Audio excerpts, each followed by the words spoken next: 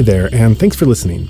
If you're enjoying our podcast and have a recommendation about someone you think we should have on to share their voice and journey with the world, by all means, let us know.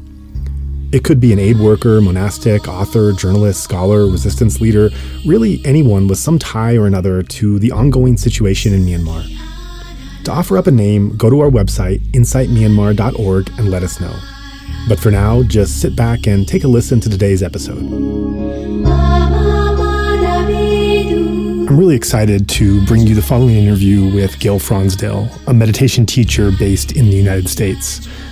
As you'll hear in the interview, Gil spent a number of months meditating intensively in Burma back in 1985, including time in monastic robes, which proved to be a formative experience in his spiritual journey. Personally speaking, it was also a delight for me to conduct this interview, as I used to play Gil's Dhamma discourses while sitting my own self-retreats in the caves of the Sagaing Hills in Myanmar many years ago. Following our talk, Gil suggested that I virtually address meditation students in his community. The Sati Center for Buddhist Studies has generously offered to host this talk, and it's scheduled for Saturday, September 17th from 9:30 to 11:30 a.m. U.S. Pacific Time. You are also invited to attend. I'll mainly be speaking about Burmese Buddhism, the various meditation lineages there, and how I see meditation intersecting with the current democracy movement in Myanmar, as well as taking any questions posed from the audience. So in the end, I expect a wide-ranging discussion. To join this Zoom talk, follow the links in the write-up about this episode for further details, where you can also register. And with that, let's get into my talk with Gil.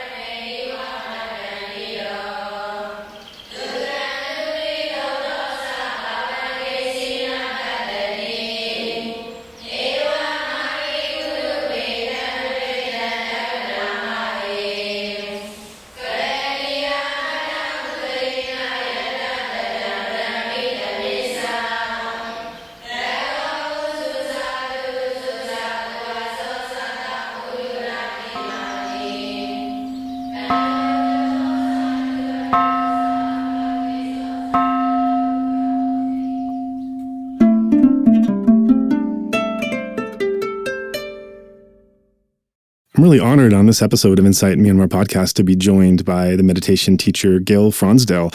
Gil, thanks so much for taking the time out of your schedule to talk to us today. Very happy to talk with you. Yeah, so this is a real privilege for me. We talked about this just a moment offline, but just to let our listeners know, in my years before the coup, actually even before the transition period, when I was living in Myanmar and taking my own self-courses, often in a cave in the Sagaing Hills, it was your voice from Dhamma discourses that I was often listening to in the evenings in the cave after my day of meditation. Somehow your discourses always really connected with me, and we haven't had the chance to talk or meet yet, but we've had some connection, at least a one-way connection, from having heard your discourses and what they meant to me. And it's just a real honor to get a chance to meet and talk with you after hearing your voice in days of silence sometimes in Myanmar. Wonderful. Yeah. So I'm happy to talk with you, and you're making me more interested in you than talking about me. So well, it could be a back and forth. We can definitely do that. But before we get to my side, just to learn a bit about your background, your interest in Buddhism and meditation, and what brought you to Myanmar eventually, where you practiced, and how that influenced you when you went back to America. If you can just take a moment and tell us a bit of your story. Yeah. Well, I'll tell you briefly the most salient parts of my biography that have to do with my experience in Myanmar. And so I was a Zen practitioner for a good number of years, and was ordained as a Zen monk, Zen priest, and was very happy practicing Zen, and didn't have much of an imagination or interest or curiosity to go beyond Zen, because I was pretty settled and content in the whole experience I'd found myself in. And one of those experiences was could be understood simplistically as a very deep acceptance of the present moment, where I really felt a sense of peace, belonging, connected, simplicity. And in my meditation practice, doing Zen, had doing this kind of deep acceptance of the present moment kind of practice had brought me to places of stillness or letting go or things falling away that I never knew was possible for a person. And so I was very content for quite a long time until there was a scandal with the abbot of the monastery. I then went to Japan to continue my Zen practice, but there the experience was not quite as rich as I had in America, partly because it was much more ritualistically based. And there was much less emphasis on meditation, paradoxically, at one of the main training monasteries in Japan. And I accidentally to get a new visa for Japan, went to Thailand, was introduced to Vipassana in the Mahasi tradition, Mahasi practice in Thailand. And after a year and a half or so, decided that maybe a couple of years, that I wanted to go back to the source of the Mahasi practice. It became crucial for me to practice that, continue that practice. Something happened in Thailand that I had no choice but to go further with this Vipassana practice. And so I went to the Mahasi Center, and I had the short contacts with the teacher U Pandita outside of Burma, and I practiced with him for a month in Nepal, and I stopped to visit him for a week at a time in Burma on the way to Nepal and back. And he was such a warm man and very wonderful to be with, and very accepting, and so I was all set to go to Burma. I went there. It took a long time to get a visa. I think it took 9 months to get the visa. And got there and practiced there under his tutelage, mostly him, for 8 months. And that was a transformative experience for me. It, I would say, changed my life direction and everything. It was quite something to be there. Turned out that he was very different teacher when you came to practice at his monastery than he was when he was a guest elsewhere. He was much more stern and strict. It was quite something to see this change of personality in him when maybe because he took me more seriously, and when he took people seriously, I think there's sometimes some certain kind of Burmese paternal kind of attitude of care and of your people in your charge, where you are really strict with them. That's how you show your love, or something. And so many of us Westerners who practice U Pandita receive that kind of parental, I think that's the word I want to use, parental kind of strictness. And but so why it worked so well for me to be with U Pandita, and why the introduction I gave him for myself, was that he had a much more of a goal-oriented practice, and very strict, and really, a lot of effort in practice. And a lot of the Westerners I knew at that time burned up under his tutelage, and some people had really serious psychological problems, challenges that they had to recover from after practicing with him. But because I had the Zen background, I didn't buy into what the striving that he was teaching, but I did buy into the care and the attention, attention to detail, the practice he was teaching, and so this attention to detail was a fantastic. Worked really well as on the foundation of this deep acceptance practice I had in Zen. And the combination worked really well for me. So I kind of thrived in that practice in Burma, and so that's my background that brought me there. It was relevant for my experience there. Yeah. Thanks for that. And just to refresh, can you remind what year that was? And were you a lay or monastic practitioner at that time? So that was probably 1985. And Burma had just been opened up again for Westerners to come there about 3 months before. Right. And so 1985, I was told that there was a government spy just watching us Westerners meditate. Yeah. And that must have been very interesting for the spy. So 1985, what was the other question? Oh, were you lay or monastic? Yeah. Well, I was a Zen priest, Zen monk. And it's more like from the Burmese point of view, that was a lay person. Yeah. But what it meant for U Pandita was that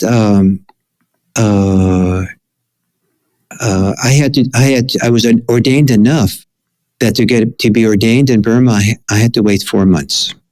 There's a rule somehow. If you're already ordained in another tradition, you have to wait 4 months before getting ordained as a Theravada monk.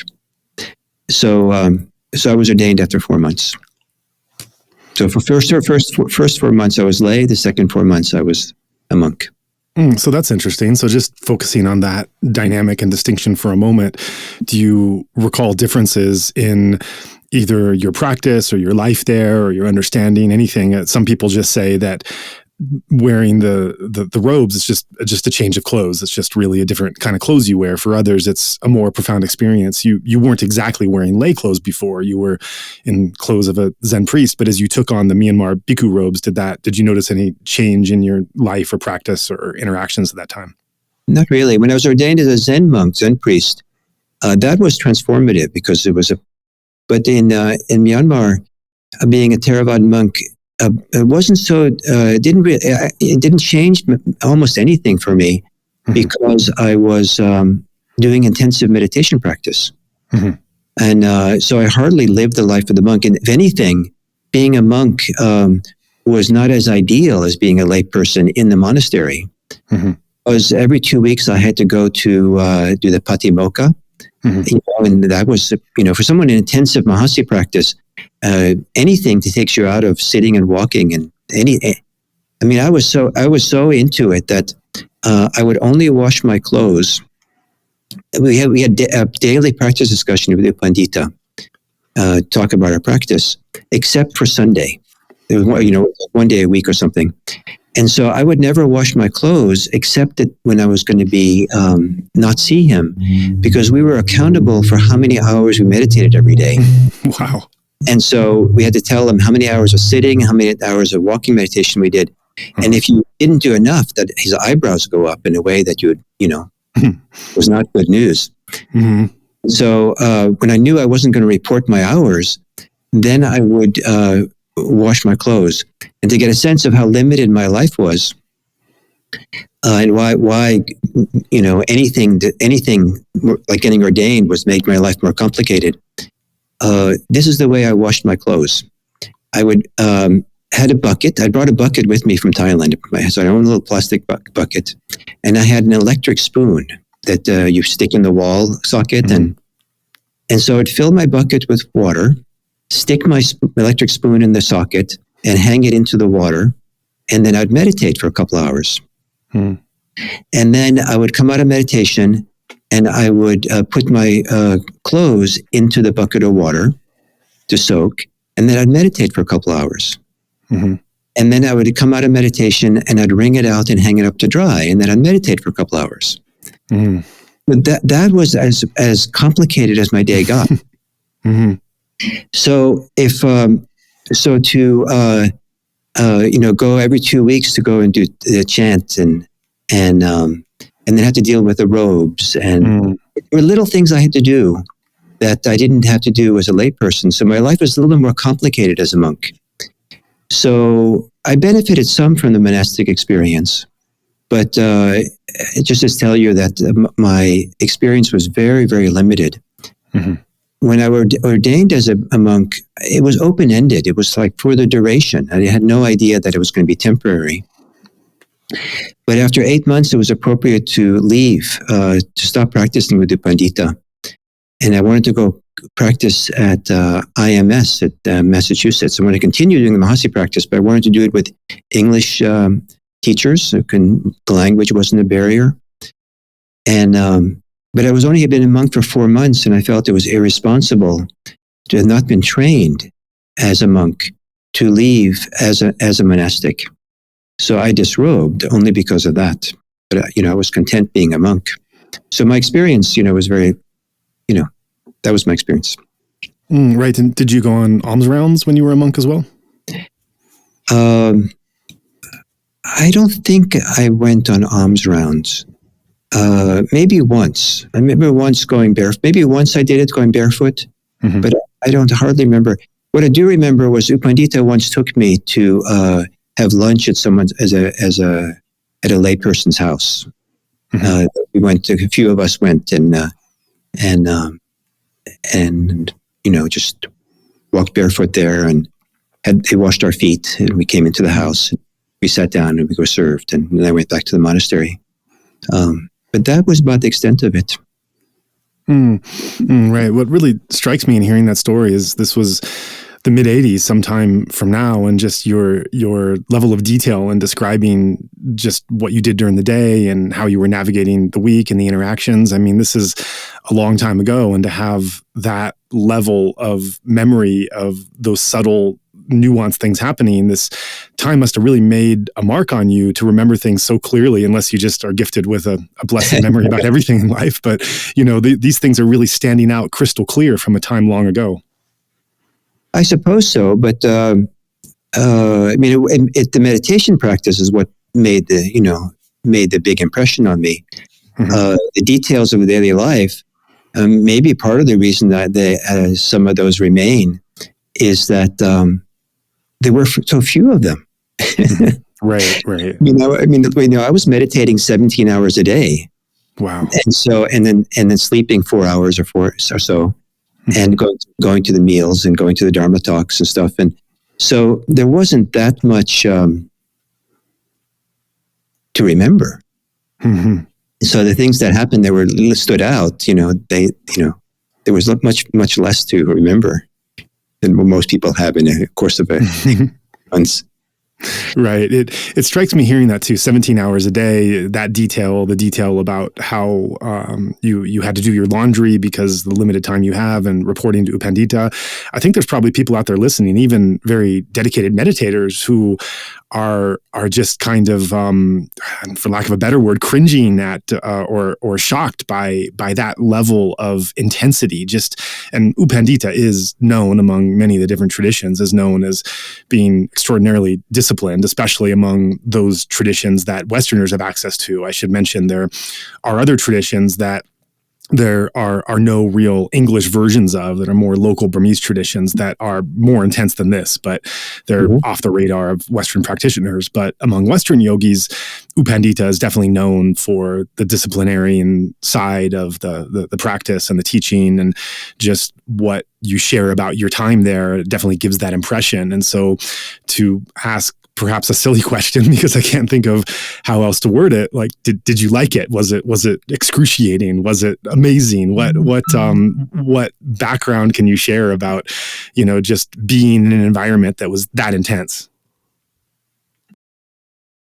Well, it varied over the 8 months, of course, but in terms of my memory and what made the biggest impression on me was, so that what stays most fresh in my mind was how wonderful it was. The meditation. I sat, I had such long periods of extended rapture, bliss that I've ever had in my life. There was another Westerner down the hall from me who was struggling a lot. And I just wanted him to come. I had this idea that he should come and just sit. I did all my sitting meditation on my bed, kind of a wooden bed, wooden platform. And I wanted him to, if he can just come and sit on my meditation spot.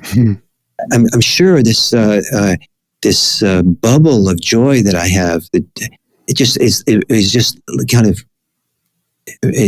is here on this bed now. It doesn't go away when I go away. It's just here. If he just sat here, he would experience it. I had so much, it was so engaging, and time would go so fast because I would sit for 3 hours at a time. And it would just, time would go along really fast. And it was, so that just, it was wonderful and engaging, and I was fully into it. And I just gave myself over fully to that practice that he had to offer. And I did, as I said before, he had a striving quality to it, his teaching and his emphasis. And for the first 2 months I was there, I just engaged fully in what he was kind of, I think I bought into some of the striving. I was kind of, and it kind of worked for me up to a certain point. But then this wonderful thing happened, and that was that he left for 2 months. He went to teach a 2-month retreat in Australia. And the substitute teacher was this wonderful man named Ulakana. You ever meet Ulakana? Yeah. Oh yeah, in Sagaing Hills, yeah. Yeah. So he was if U Pandita was the strict general ordering his troops to practice, Ulakana was the sweetest grandmother you could ever want to have. You could do no wrong in Ulakana's eyes. Wow. Like he was just so loving and so accepting and so delighted. And so when U Pandita left, I think he left at exactly the right time for me, because when he left, I relaxed. But I had so much momentum going that then I dropped into a whole deeper level of practice. And then I just cruised along and just went deeper and deeper and deeper with under the tutu. I don't know. And I don't know how responsible Ulakana was. I don't remember him teaching me much. What I remember was just how accepting he was of me, and how that just created a wonderful kind of context for the deepening of the practice I'd started with U Pandita. And so by the time U Pandita came back, he was treating me with the kind of kid gloves. He was so careful with me for a while, because I was, coursing so deeply in the practice. And so that was all. So that was, so U Pandita worked for me, because that nudge, the first 2 months of that pushing, I think it did me well. But then because he left, then I didn't end up with the downside of that kind of striving. And I did it just enough until I could let go and not need it anymore.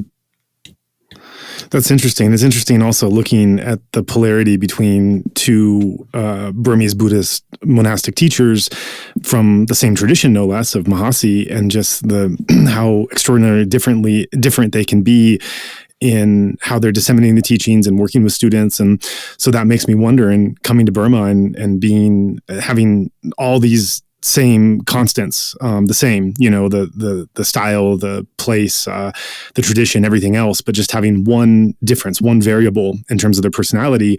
I wonder, you mentioned just now what that did for you as a student, but I wonder what that has done for you as a teacher. If, as you've developed into a meditation teacher in the US, what examples or influences these two teachers have had on you, and thinking about how you then relate to your students. I see. Yeah, I don't know if that's the question I want to answer. Sure. But to try to meet what you're trying to ask.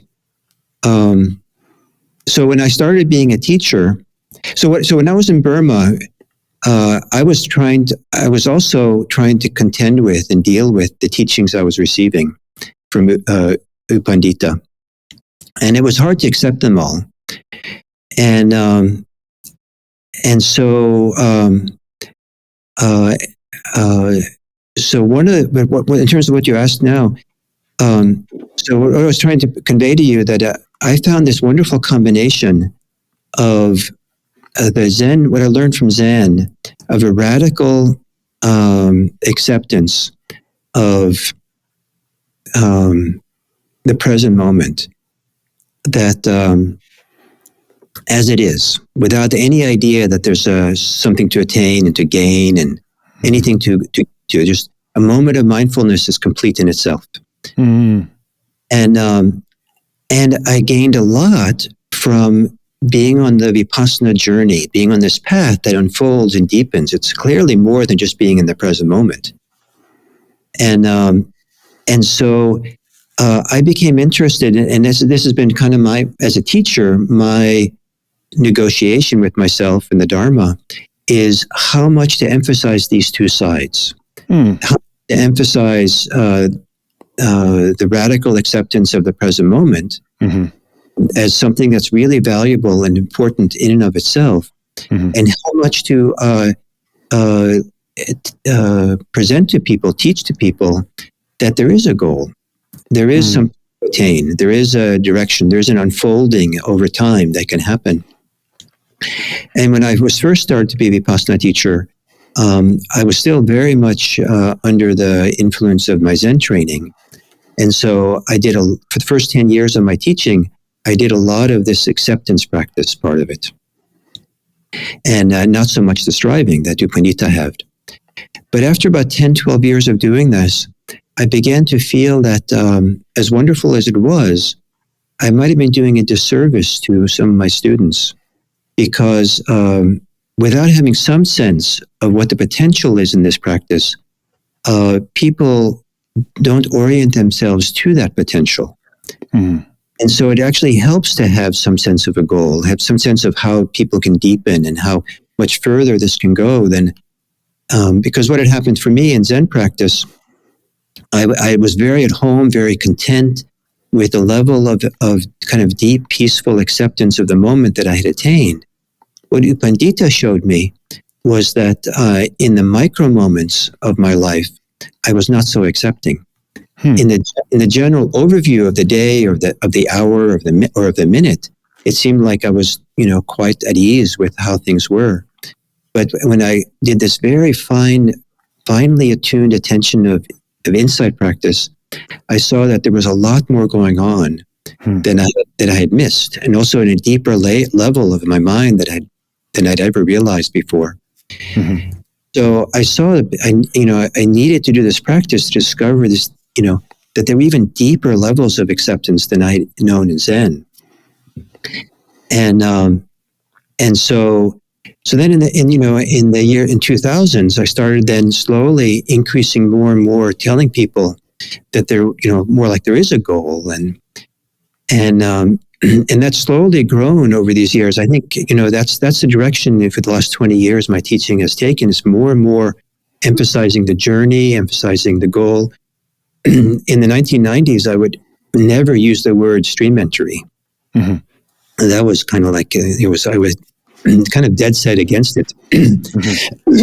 But in recent years, I mention it more and more because regardless of the problems of mentioning it, I felt like it was important to let people know, to have some sense of a possibility that they would throw themselves into the practice a little bit more than they had been, or quite a bit more than they had been. Well, I don't know. That was my attempt to answer your. No, that's great, and it makes me think of a number of things. I mean, for one, it mirrors one of the most important early Dhamma insights I had. I still remember it. It was, I think, the second Goenka course I sat. Goenka was my introduction to the practice, and I was in Japan, and somewhere where I was living at the time, somewhere near the middle of the course, the group sitting was about to start, and I suddenly had this urgent question that came to my mind, which was this dynamic between wanting to constantly strive to be better, whether that was in a spiritual, worldly sense, to constantly strive to be better than what I was, to improve myself every moment and every day, while at the same time completely loving and accepting myself for the person I was in that moment.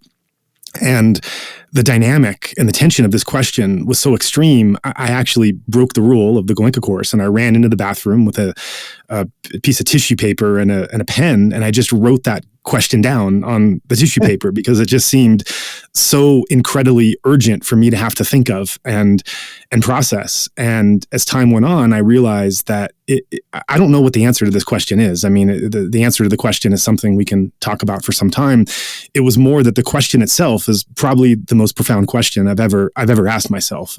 Just the mere juxtaposition of these two things and the awareness of these two together has probably shaped my life ever since, of realizing this dynamic tension and these two things that have to be tended, these two wings of the plane, whatever analogy one wants to use, of loving myself and accepting myself every moment while also striving to be better than what I am this moment for the next moment. And what also strikes me hearing this is an interview I did a couple years ago with a Korean American nun / lay practitioner. She has gone back and forth in robes, Melissa Coates, where she describes, and she did Pa-ok, she describes when she first arrived in Myanmar, hearing the teacher talk in the Dhamma hall of the different attainment levels and just the excitement. She just said in all of her Dhamma life and practice in America, she had never once heard anyone talk about it as something that was possible or tangible or even practical, even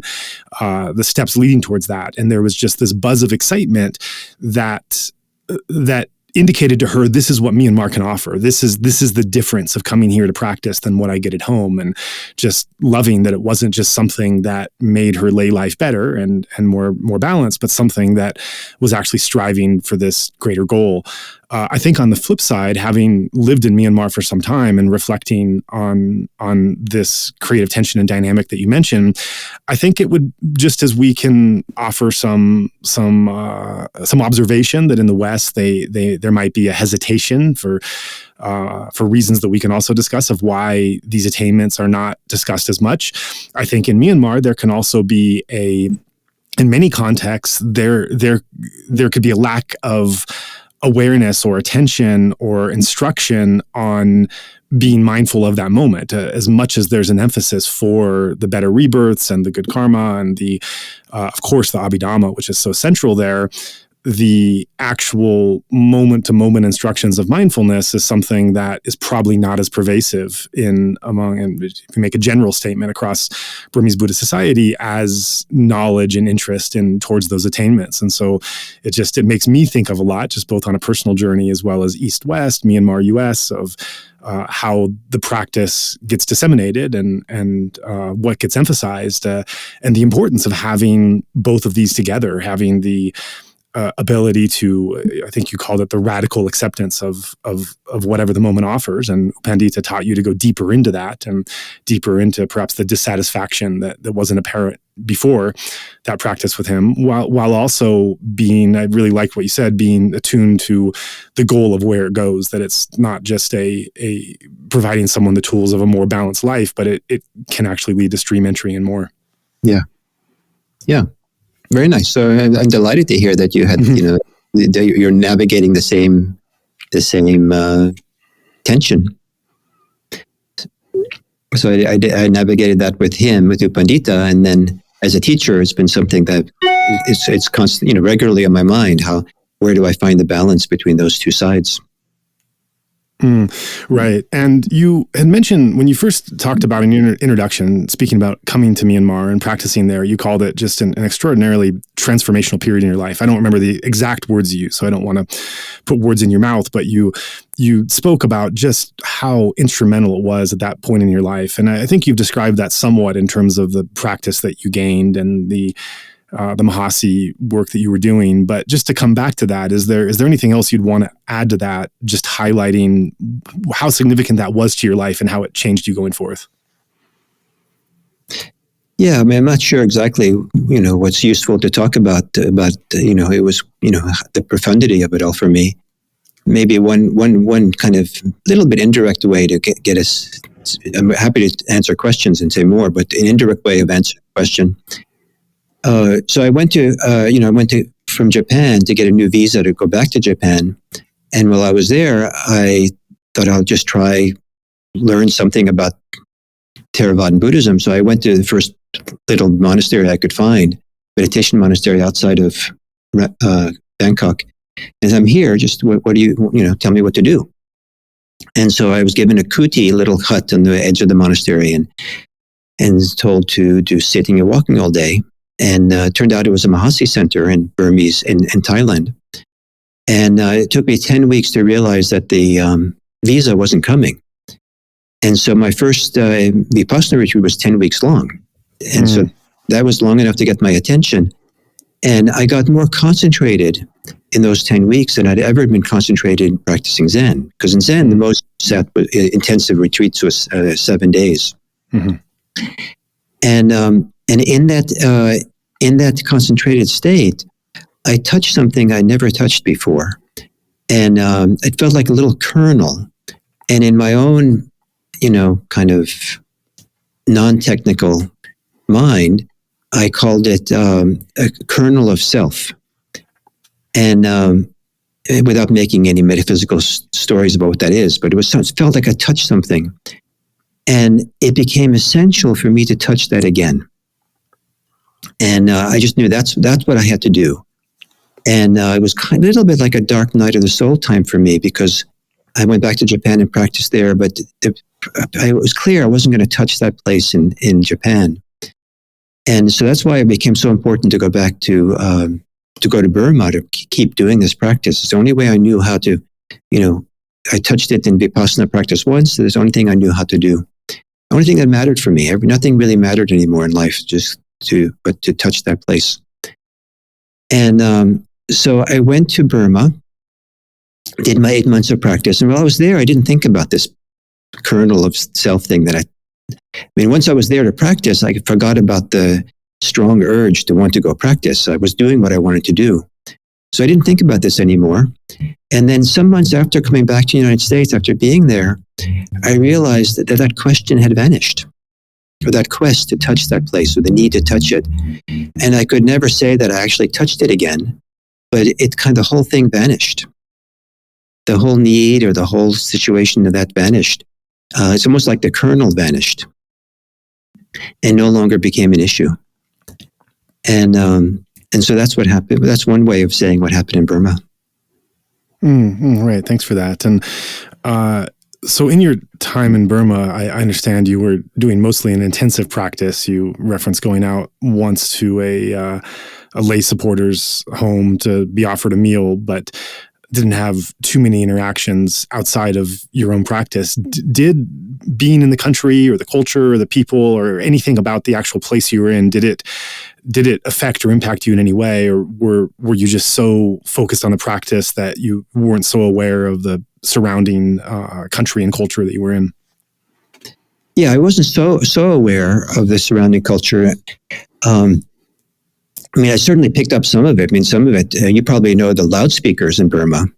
Yeah, right. And so, the monastery was surrounded by these loudspeakers. And, I must have, the amount of times I heard Madonna's song, just like, it was sung in Burmese. So I don't know what the lyrics actually, but luckily it wasn't Burmese, but that was played so often. And then there was like the 7-day Abhidhamma festivals, where they would chant Abhidhamma 24 hours a day for 7 days on these, raspy public speakers. Yeah. So that was, a little taste of the culture. But in terms of what was important for me, I was really inspired by the generosity of the Burmese Buddhists that I encounter. I felt like I was, I hardly had any contact with the rest of Burma, but in the 8 months I was there in the Mahasi Center, I really felt like I was a guest of the country, and I felt the whole country was hosting me and caring for me. And at some point, I needed a dentist, and the dentist came to see me. And at some point, I had some other little health issue, and a doctor came to see me, and there was never any discussion about payment or. And I felt like anything that I needed, the country was there to take care of me. And I remember some very poor woman, when I was a monk, I think I was a monk at that point, a very, very poor woman coming up to give me something. That probably was a big deal for her. and some kind of food. And I was just so touched that this care and attention and the generosity. I was touched by the fact that Dharma was offered freely in such a deep way. And there was never any hint that I was supposed to pay or do dana. Wasn't any smell of it, any expectation of that from anyone when I was there. And to feel how freely it would seem to be offered, and to experience U Pandita, 6 days a week, offering us Dharma talks and meeting with us one-on-one. Said, wow, he's dedicated. This is quite generous. And then feeling the devotion. Mahasi Center is like when I first stepped onto the campus, I felt this is like a large junior college campus right. in the United States. And there were times there were 5,000 people meditating there. And to witness the devotion, dedication, the seriousness of practice. One of the great sights of my life was there was a women's meditation hall, a huge meditation hall with some like 500 women meditating there at one time, all in rows. And as you know, Burmese women, when they meditate, at least when I was there, they kind of sit side saddle rather than cross-legged, which makes their spine much more erect than the men who sit cross-legged, and what I saw mostly over. And so I would go every morning, I'd walk by the women's meditation hall, and it was a big outdoor building that had the long side of the walls were doors, big doors that opened up. So it was mostly open. You could walk by and see them sitting there, and seeing 500 very dignified, noble-looking women meditating, completely still. That was so inspiring to see.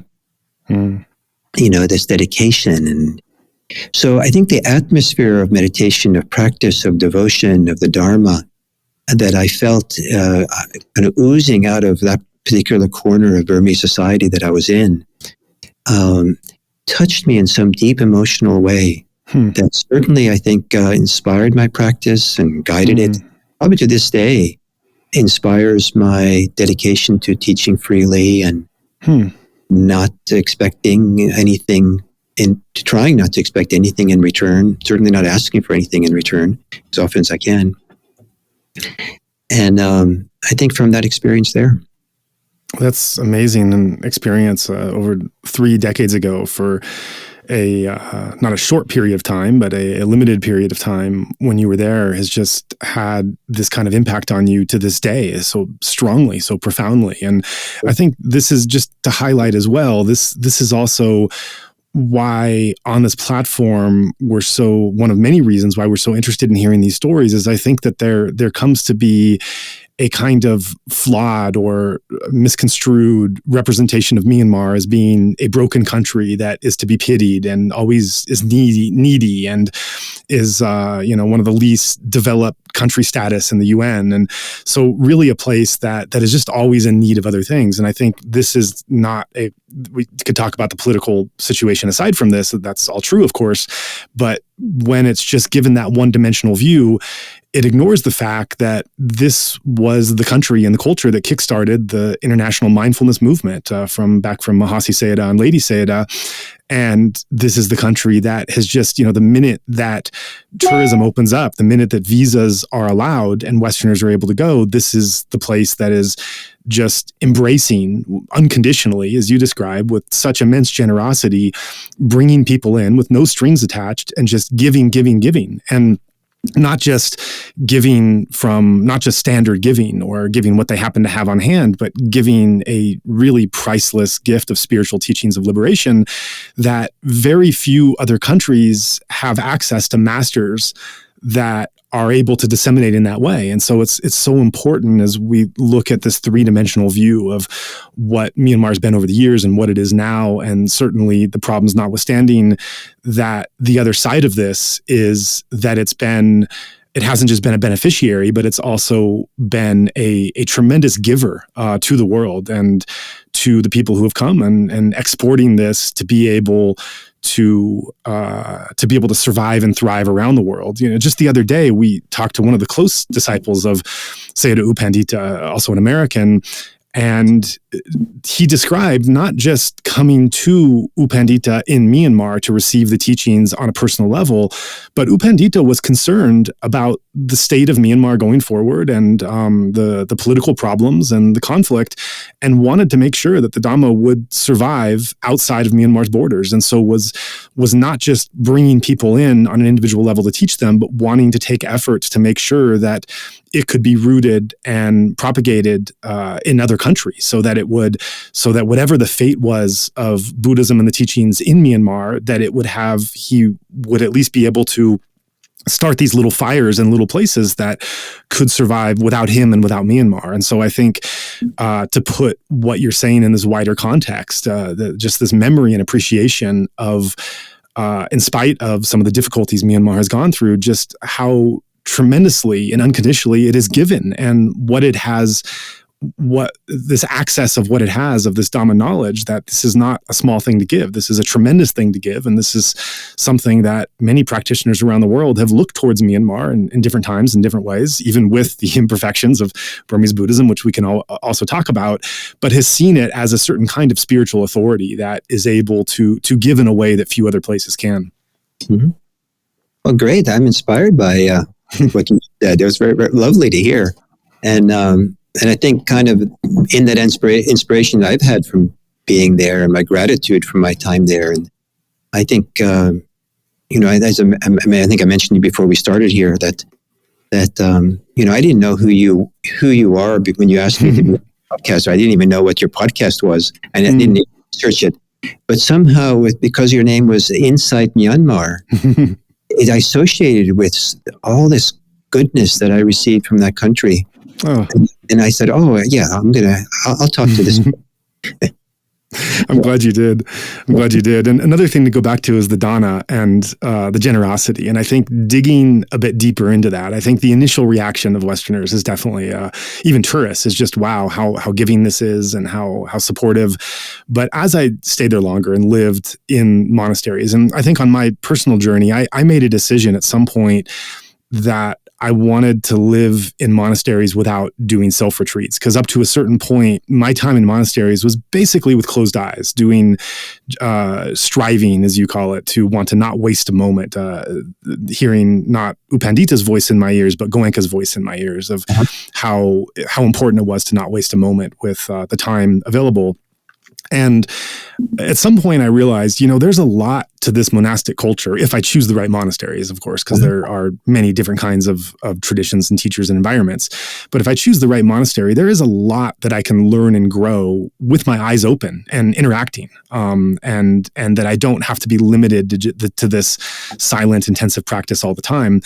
And as I made that decision to engage more, to learn more, interact, and learn the language, and I started to see into dana a bit deeper, one of the things that really impressed me was just the pure, simple joy of giving. And I think that in a Western context, where at least I have felt trapped by certain conventions and thought patterns, and to just see someone give 500 kyat, which is 50 cents at that time, right, and just have this absolute sense of delight, to not be judging themselves for not giving more, for not be proud of themselves that they want people to know, like, look what I gave, but just this, and it was this declaration of truth almost, that I have given 500 kyat purely, and it's for this purpose. And I say this is truth. I can rejoice in this truth. I can, whatever else I've done in my life, I can hold on to this and no one can take it away. And then you'd see the people around rejoice in it and say, sadhu, sadhu, sadhu. And sometimes it can be convention. Sometimes it could be ritual. Sometimes it could be actual joy and actual, I am happy that a good thing has taken place. I am pleased that there has been a wholesome act that I celebrate.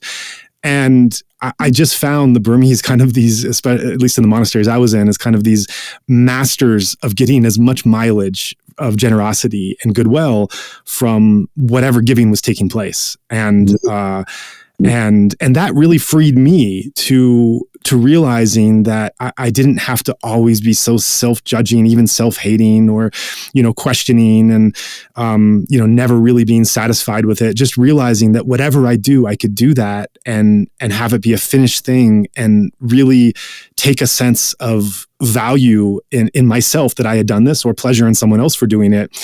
And I remember having this attitude, and then going out of the country. I ended up going to the Philippines and did a Goenka course there. And I remember an experience at the end of the course where someone had to pay something. They'd use like an air conditioning in their room, and they had to pay extra for that. And I don't know what it was. Let's say it was $200, and then or let's say like it was like $120, and they gave $200. And as we were giving the $80 back, they said, "Oh, just keep it as dana." And coming from Burma, I was just like, no, you can't do it that way. You need to take this $80, hold it in your hands, know it's yours, and then give it back with the volition that, because this is how you'll really benefit. And it just gave so much more of like making an intentional moment of that simple act of generosity, that it wasn't just about sitting on the cushion and striving for these states or reaching these radical states of awareness in the present moment, which is important, but it's also the simple act of realizing you're doing a wholesome thing and feeling so good that you've decided to do that, and trying to get away from this self-judgment and transactional nature and everything else, and just simplify it to the most basic act of giving. And that's, I think, as I got deeper into it, and I wasn't just a recipient of that generosity, but also seeing the mechanics of how it was being displayed and trying to learn from it, with my eyes open, that I was really able to benefit from that lesson. Fantastic. Yeah. And so the way you talked about, there's a lot more to learn than from Burmese Buddhism or from Buddhism in general, to be had in community, in the monasteries, in the monastic life, for example, in the social life there, than just closing your eyes and doing this internal practice. And this is a very important lesson for many people practicing here in the West. And it's not as bad as it used to be. But I think that the insight communities at IMS and Spirit Rock didn't do a good enough job for many years making this connection of the practice into the rest of people's lives. Mm-hmm. And there was a time, especially in the 80s, where there was almost no focus on practicing in ordinary life. There were very few urban centers or sitting groups, and the people just knew that they felt great when they went on silent retreats. And then right. their life fell apart outside, and so then they just hurried to go back to silent retreats. Mm-hmm. But this idea that there's how we live our lives is as important as being on retreat. Right, and that also makes me think of something that I think you were quoted. I'm trying to remember where this was quoted. I think it was in Jake Davis's book, and I don't remember the title now, but it was about bringing Dhamma, Buddhism, to the West. And I believe he had a quote of yours in there referencing how, and I read this so many years ago, so I it's not an exact quote, it's my memory of it, that you had expressed a concern that the 10-day format of presenting the meditation retreat has been such a powerful model for the practice of insight and integration that it was becoming very hard for teachers and centers to conceptualize other ways of bringing the practice than this model, which had become so consistent and persistent everywhere. So I'm wondering if I got that right, and if so, just expanding more on that. Yeah, I think that there's some truth to that. I mean, it's changed radically in the last 20 years, and but there's some truth to it that the insight movement that I'm part of, it tends to, in a very broad strokes way of talking, to the people who get trained to be the teachers. The orientation in training them is that they're going to be retreat teachers. And some of them only think of themselves as retreat teachers. And so on retreat, the kind of teachings you teach are very narrow. And you don't necessarily, you give teachings that are relevant for being on the retreat, And you hope they have some relevance to everyday life as well, but they're retreat centric. And so it's not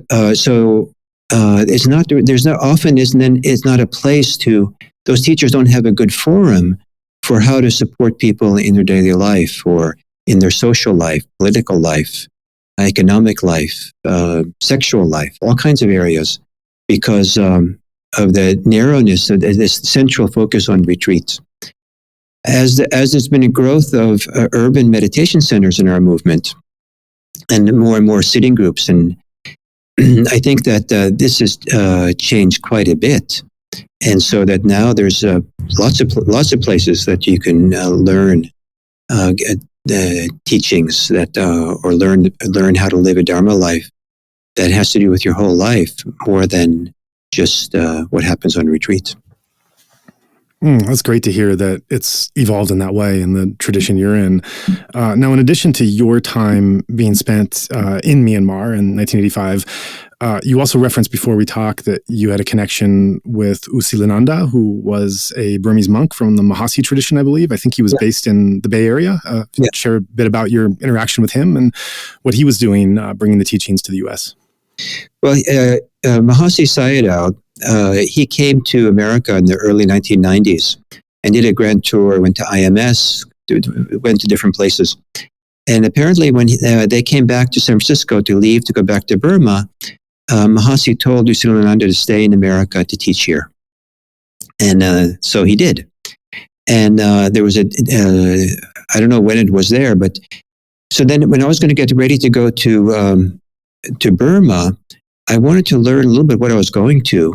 So I heard about this U Silananda guy who lived in a house in Daly City, outside of San Francisco.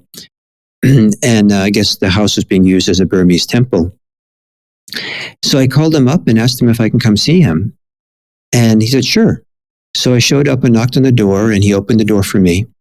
And the remarkable thing about meeting him was that I never met him before, but he treated me like we were old friends. And I'd never had this experience of a total stranger treating me like we're good friends, and so happy to see me again, and somehow, and that's what I remember, that meeting, how warm he was, and the friendship and the kindness and the acceptance, and so I don't remember what we talked about, but mostly I was getting ideas about what it meant to practice in Burma. And then when I came back to the United States, I looked him up as well, and I would spend some time with him, and I did a retreat with him, a 1-week retreat. And again, in terms of the diversity of Mahasi teachers, for a practice discussion, they were so informal. We were both sitting on the couch, and it was more like we were just like friends saying hello and checking in. It didn't have the formality and the strictness and the accountability to the practice that U Pandita have. And this idea of just being, I felt like he was just being himself and friendly, and clearly he was a great meditation teacher. He knew the practice inside and out. But to have this sense of comfort and ease in himself and friendship was, and he was a great scholar. He was, I think he was a secretary for Mahasi Sayadaw. He had a central role at the Sixth Council in 1954. And so he was deeply steeped in the Dharma and the tradition, and then learning from him. He was one of the maybe first people I started learning about that there were bodhisattvas in Burma. People who were taking the bodhisattva path. Right. And so that was kind of novel. And the fact that I think he even wrote a little article about it. And he kind of opened my door. Oh, there's much more to Burmese Buddhism than I. And then I met this man, Westerner, who'd been a monk for Tungpulu Sayadaw, and who was in his time one of the great teachers, ascetic teachers in Burma. But because my friend was a monk, monks can talk about things that monks are not allowed to talk to lay people about. Anything, monks to lay people, I don't say anything that gets close to talking about their attainment. And so, but to my friend, he said, people in Burma think I'm an arhat, but not an arhat because I'm on the bodhisattva path. I'm practicing to be born in the time of Maitreya Buddha. Mm-hmm. And what that means in the Burmese kind of doctrines of attainments, that Pula Sayadaw was not even an arhat, was not even a stream enterer, mm-hmm. because then you can't hang out long enough to get reborn in the time of Maitreya Buddha. So to hear these different stories and ideas, and to hear for him and for others that I've known, other teachers, how they're held up to be arhats in the popular culture, mm-hmm. and by people who don't really know. And the amount of people who have the reputations of being arhats who probably aren't, it was a little bit disturbing for me. I met one of these teachers, a Thai teacher who's considered to be an arhat, came to the West, and I had to deal with his ethical transgressions. I had to kind of intervene, mm-hmm. and got to hear about things that people don't never hear about. Mm-hmm. I said, "Oh, arhat, that's what people think." Yeah. So this question of, and so the devotionalism where people are ready to hold people up on this pedestal of their high attainment is a little bit troublesome for me. Sometimes because it's inaccurate. And so even if it is accurate, I think there's something a little bit irresponsible in giving such blind allegiance to other people. Yeah, I think that's really true. And I think you get the whole range of those things, the whole range of those features when you go to Myanmar. I think it's really important to note that for those who haven't been or who've just read some of the very, very limited literature that's come out, you're accessing a version of it that's been exported. And that version that's been exported always goes through a tremendous amount of changes as depending on who is exporting it and how they're doing it. And when I went to Myanmar in 2003 to pilgrimage and then 2007 to live, I was really thrown into a world that I wasn't prepared for in so many ways. I could go on and on with examples, but especially on my side, I was coming from the Goenka tradition. So most of my prism for understanding it was through the stories and discourses and what I'd heard from that tradition. And to have that juxtaposed with the actual reality that was in front of me, the depth and breadth of Burmese Buddhism, it was overwhelming, and I didn't have anyone to turn to. I didn't have anyone to really talk to about what I was feeling and what kind of dissociations and questions and confusions I was having. I think since then I've tried to give shortcuts or hints for people who've been in my position through writings and blogs and these podcasts, and being able just to talk about those. I think one of the things that stands out is just that there's these vast similarities of the practice and the goal and the spiritual perspective that we have between those of us who've practiced in even Burmese traditions abroad and then in Myanmar. But in Myanmar, those people that are holding these views are kind of the extreme traditional conservative orthodox version of that society, whereas those of us holding the views in Western society are the other end. I mean, we're the alternative, free thinking, progressive mindset. And so so even though we share this one kind of commonality in terms of how we're practicing and what we're practicing for, the values that we're holding around it are really quite different. And sometimes those do come to a head. I think also, one can't dismiss the Orientalist outlook, the Romanticism.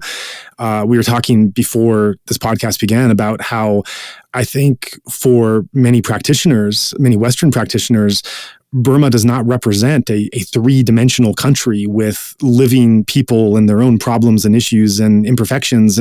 It's really more of a fantasy that is in one's mind and feeding the spiritual path that one is on, and it is playing some kind of phantasmical role in one's mind for how one is approaching and integrating the practice. And I think once you break through that Orientalist or romantic way of what the country means to you and means to your practice, and see it as actually a living people, those things start to break down, and you start to see it more honestly and realistic. And I remember I was reading, I'm going to get the names wrong. I don't remember who the scholars were. I know Milford Spiro was one, and I don't think I remember the name of the other, but Burma has been so close to so many people over the years. It just had brief moments of opening. And it was during the 1950s or 60s, there were a couple of American Buddhist scholars who got access to it.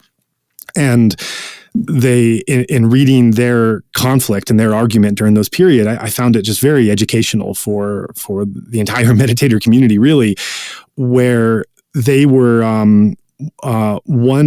one of the, this was years ago I read this, so I might fumble some of the details, but one of the scholars had written something that was basically somewhat of a criticism of the way Burmese Buddhist society was behaving based on his understanding of how a Buddhist society should be, and the historical things he had read from the colonial period.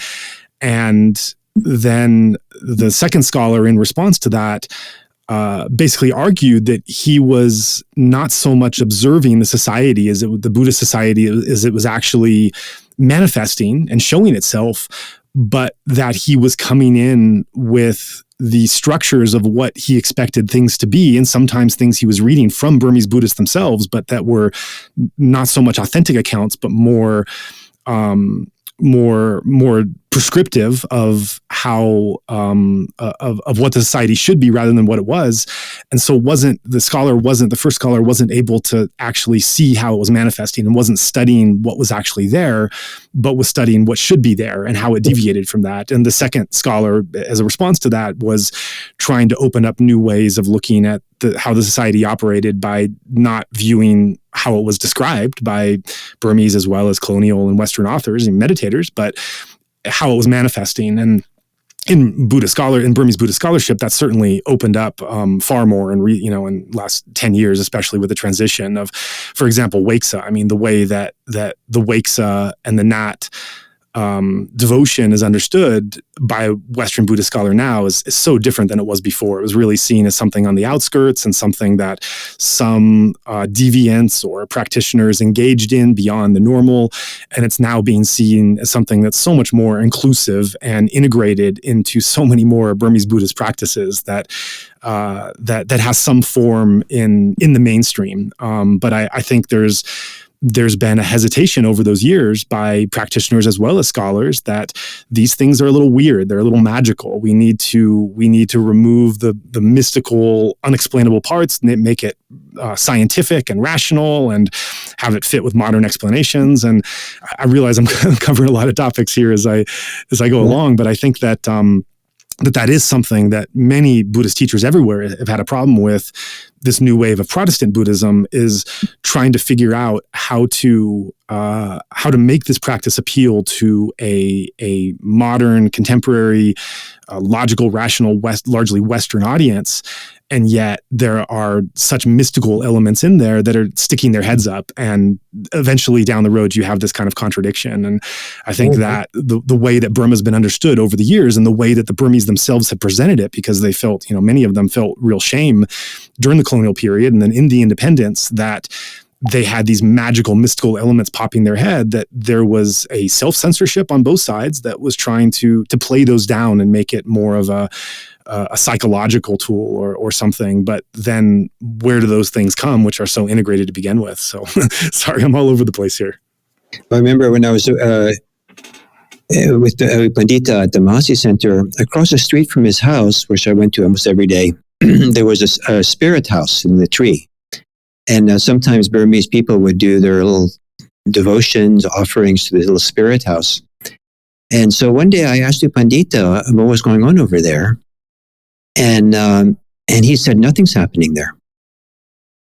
He just kind of was ignoring it. Like for him, it was invisible to him, or at least this is not something he was going to touch with me.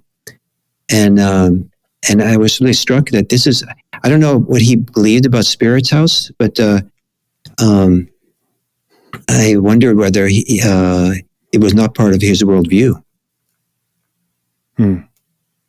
Yeah, and I think that that story makes sense to me, and just being hesitant to want to explain something that doesn't fit into the version of practice that one wants to impart. Yeah.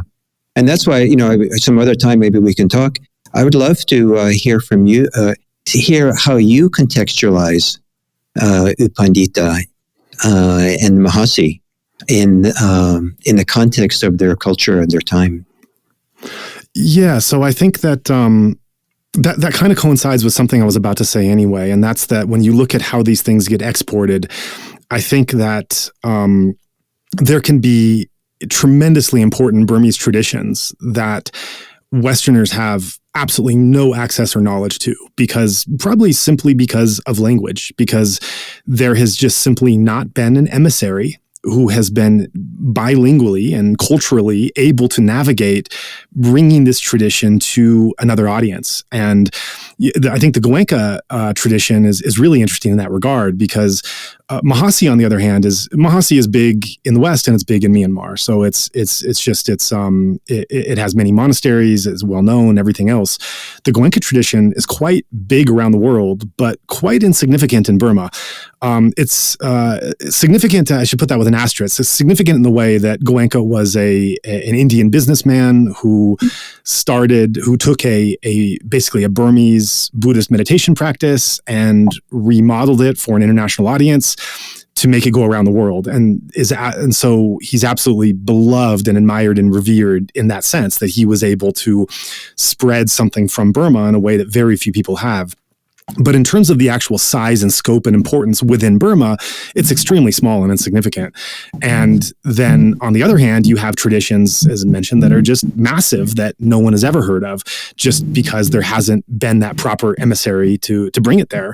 And so I think that that has been some of my fascination as a practitioner of being there, is wanting to get a better picture of this landscape in the country before it got exported, to understand on their terms the different traditions and their role and how they intersect. And I don't know if I have any answers. I don't know if anyone has any answers. I mean, it's the plethora of traditions that are there are absolutely mind-boggling.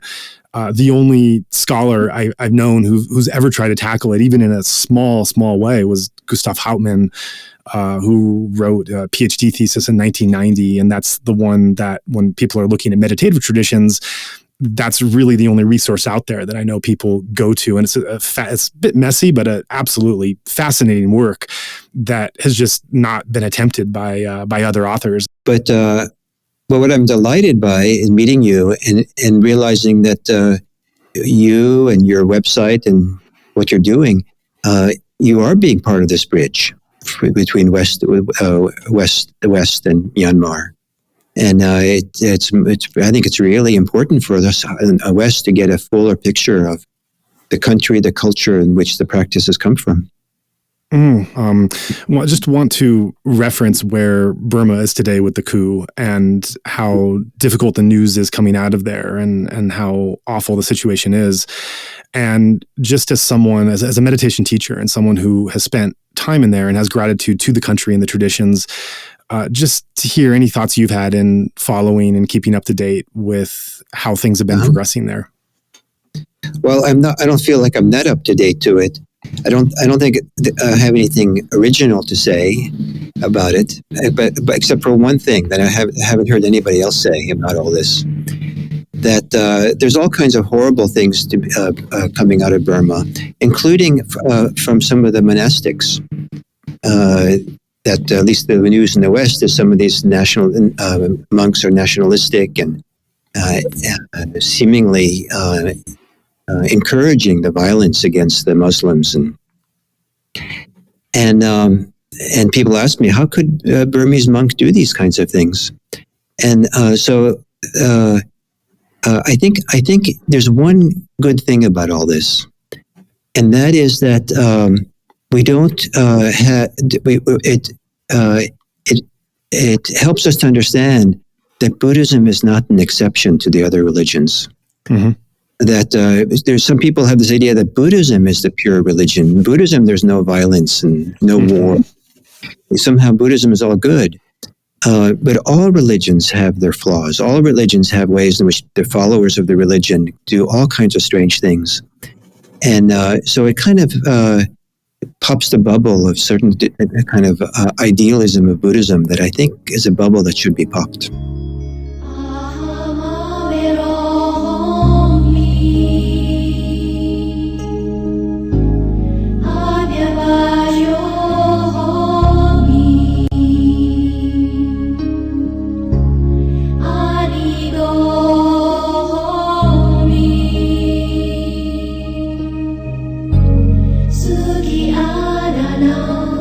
I'll be honest, not only is asking for donations my least favorite thing in the world, but I find it pretty uncomfortable as well. Yet it's an unavoidable but necessary task in order to ensure that our platform can continue to bring you stories from post-coup Myanmar. And unfortunately, the truth of the matter is that there's a basic minimum cost to keep our engine humming. So please allow me to take a moment for that least favorite and uncomfortable thing to do and ask sincerely for your generosity in supporting our mission. If you found value in today's show and think others might as well, we ask that you take a moment to consider supporting the work. Thank you for taking the time to hear our spiel. And with that, it's off to work for the next episode.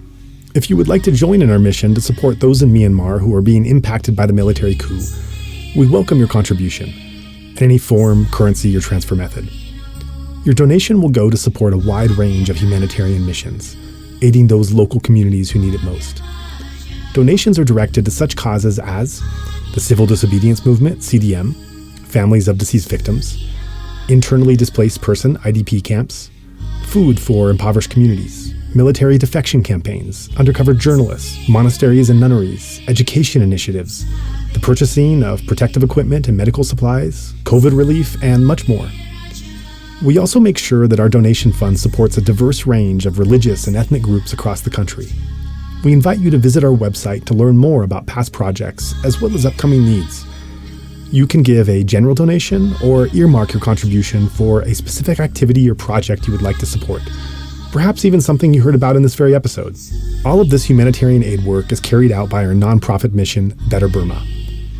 Any donation you give on our Insight Myanmar website is directed towards this fund. Alternatively, you can also visit the Better Burma website, betterburma.org.